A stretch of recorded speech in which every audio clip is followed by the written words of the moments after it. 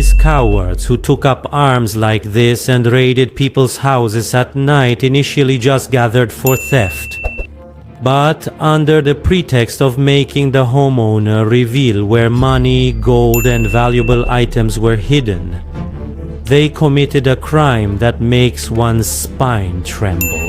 When they didn't get what they wanted, or as they say, their search was futile, to make sure there was nothing left worth stealing in the house, they turned to the homeowner's wife and daughter, and while holding a gun to the man's head, they raped his wife and daughter.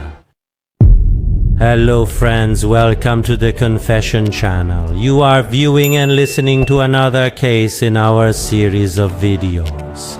The case of armed robberies in people's homes and the monsters who would assault the housewife if they couldn't get money and gold. If you are interested in confession reports from criminal cases, we would be happy. Subscribe to the channel and hit the bell next to it to not miss the new videos. Those images were recorded by surveillance cameras to document and show the most horrific disaster that can befall a family. Terrifying moments that are beyond human imagination. How many past records do you have? I have 5 or 6. All thefts? Yes, one amount of substance remains. And the others too? What was your role in the gang? I was with them too. What did you do with them?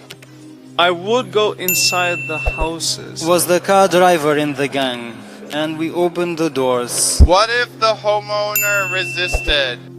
The boss said not to hit anyone, but if we had to, we might have hit them. At first we would do ordinary thefts.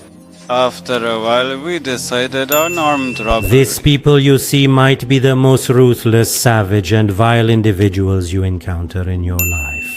Imagine at 11 or 12 at night, when you are getting ready to sleep, they force open your door and suddenly, before your brain can analyze what is happening, 7 or 8 armed people burst into your home and point their guns at you.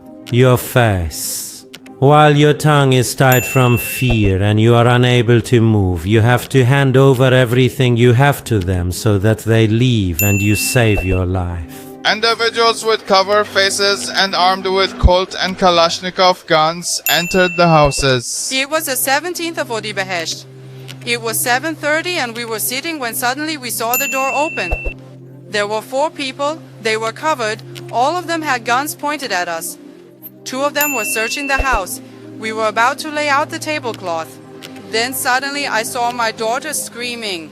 I turned around and saw someone with a Kalashnikov had put a cap on my husband's head. Then I started screaming. We saw that 2 of them came and covered our mouths. These individuals whose words you heard were just 2 of the dozens who were affected and lost their possessions. They were perhaps luckier or maybe wealthier than the others, as the perpetrators of this brutal robbery quickly got what they wanted from their house and they left. But this terrifying case has other plaintiffs who faced ordeals that make armed robbery and taking possession seem trivial in comparison. It's nothing. Those who had adopted a hopeless and regretful look in one of the houses when they enter and find something, commit a crime. They were observing a villa and had gathered information that in recent days the mother and daughter had been going to the jewelry shop. One of the methods of this dangerous gang was loitering around jewelry and coin shops, and they would follow people coming out of these shops. If they reached luxurious homes, they decided to go into those homes, as usually these people were well off financially. And in the past few days, gold they had bought. However, contrary to what they thought, the family members had not only not purchased gold, but they had sold all the gold they had to buy a piece of land in the north and deposited the money into the seller's account. Land, therefore, when the thief hit them, they had no gold or cash at home, something that was unbelievable for these ruthless thieves. And to be able to get the truth out of them about what had happened, they resorted to the second option, which means spying through phone robots, which we call SMF, via phone calls that were much more than before, through text messages and so on, trying to spy. To extract worse from them, they targeted the woman and daughter of the house and started harassing them to reveal the location of the gold. The horrific torture continued to the point of assault, bringing the family to the brink of destruction and led to destruction. It's true they couldn't take money or gold from that house, but they plundered something that is irreplaceable, and that family will never return to normal conditions. Could they put a gun to the man of the house's head, take his wife and daughter into a room and assault them and they become the same people again? No. It's impossible. Maybe their only hope was that those scoundrels would get caught and punished. Maybe a bit of their pain and suffering would, calm down. That's why they followed them and were among the first to take the CCTV footage of their assault to the police and filed a complaint. But as the story unfolded, everything turned out strangely, and somehow the accusation of assault in the case, it was covered up. One of the most important challenges that arose in this case and the controversy surrounding the armed robbery and assault case reached the highest possible level. Sure, here's the translation of the provided text fragment. Was that two of the suspects in this case who are also brothers and in fact were introduced as the perpetrators of rape during the robberies? They are the nephews of a well-known judge, and the victims raised the issue that the case involving these two individuals might be sidelined due to their familial connections with a prominent judge, and the sentence might not be appropriate for their crime.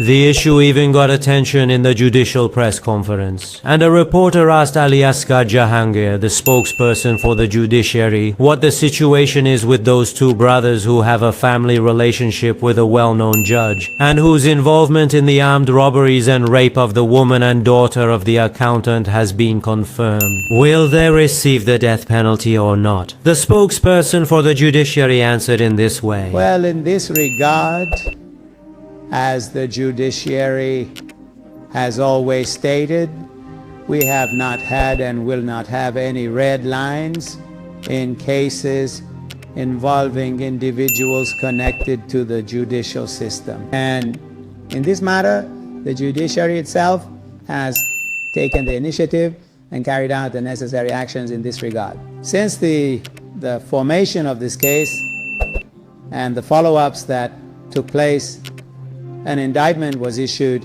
in the prosecutor's office for 28 of the defendants, and the cases of some of the defendants are still under investigation in the prosecutor's office. After the indictment was sent to the court and multiple sessions were held in court, as well as referring the matter to an expert and receiving an expert opinion, ultimately several of the defendants were found guilty. The spokesman of the judiciary talking about referring the matter to an expert and saying that based on the expert's opinion, a number of suspects have been found guilty, specifically refers to the case of the gang members' assault in the same house where nothing valuable for theft was found. They did not. However, in the process of reviewing the case and holding court sessions, the judge argued with the justification that penetration was proven. It was not proved. They only issued a sentence for attempted assault, and for the two defendants who had committed the assault, exactly like the other defendants in the case, they ruled imprisonment and a monetary fine, and only for the attempted assault, 74 lashes for each of them. The verdict was upheld by the Supreme Court, and the defendants who entered people's homes with weapons had both stolen goods and committed assault, and the judge could easily have issued a sentence for warfare and given them execution with a few years of imprisonment to tie up the case. Came together.